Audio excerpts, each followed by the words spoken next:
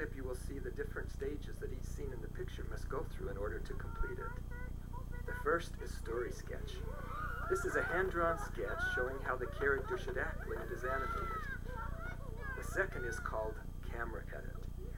Its purpose is to show the camera angle and where the characters will be placed in the scene. The next step is called grayscale animation. This is done so the director can see the animation and make any changes necessary before it goes to color. And the final step is color, where everything is completed and the way it now looks in the show.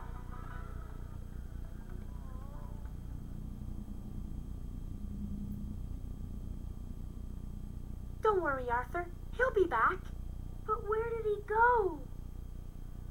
Right after Arthur's question, the director, Yvette Kaplan, wanted to show a spooky place where Pal could be, so we designed a dark alley.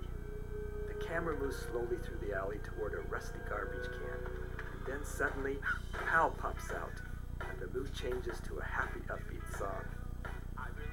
This song is what we call a montage sequence.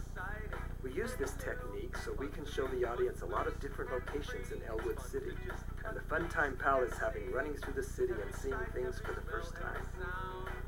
We used the same alley again to show that Arthur and Buster were on the right track, but just missed seeing Pal as he walked by following the little boy with the ice cream cone. Of course, a little puppy running around town needs to get into trouble, so we had to come up with something Pal could do, and we found our answer: bikes.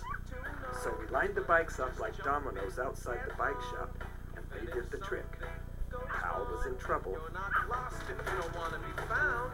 And every road you run up or run down leads somewhere to see. Hey, it's great to be. Next, the montage is interrupted so there can be a funny dialogue sequence between Arthur and DW. But in order to do this, the song needed to stop. But it would sound really strange to suddenly have the music drop out, so we had the orchestra repeat the same musical phrase over and over under the dialogue. This is what is called a vamp. So the orchestra vamps while it waits to continue the song. Once the dialogue is over, the song continued. As the song ends, we wanted to show that Arthur and Pal just missed each other again. So we used the statue in the park and had Arthur on one side and Pal on the other side. Then we did a sweeping camera move up into the sky, looking down on the statue, seeing Arthur and Pal just missing each other.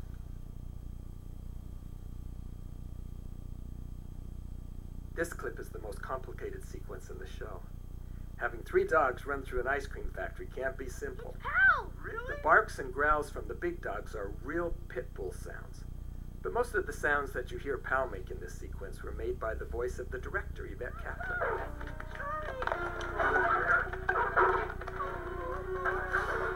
We needed sounds that could capture his excitement and fears, sounds that real dogs don't make, and Yvette was really good at making these sounds. The window! Yes! Go to the window! One interesting thing about this ice cream factory is that there are no people in it. It is all animated using robots and contraptions. We designed it to look like a carnival so that the robots look a lot like clowns. When one of the big dogs accidentally kicks a lever, we needed the whole place to come alive. This required a lot of extra animation. We used a lot of camera moves to keep the action exciting. Here's one of the best ones. Isn't it great? Those moves can't be done in 2D animation. This section required a lot of coordination between the effects animators who did the robot arms and the character animators who did the dogs. The robot arms were animated first, but this process was reversed for the dogs slipping around on the walnuts. The slipping and sliding dog animation was done first, and then the effects animator animated the walnuts to work with the dog action. He's going for the window again!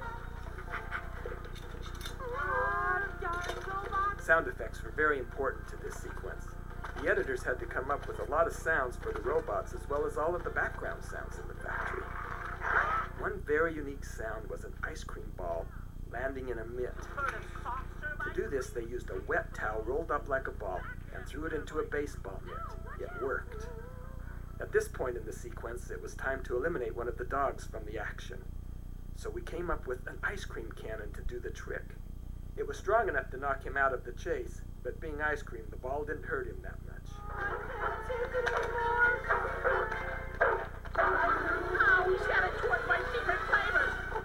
One of the hardest things to animate in CGI is any form of liquid, and our animators had to animate caramel and marshmallow topping.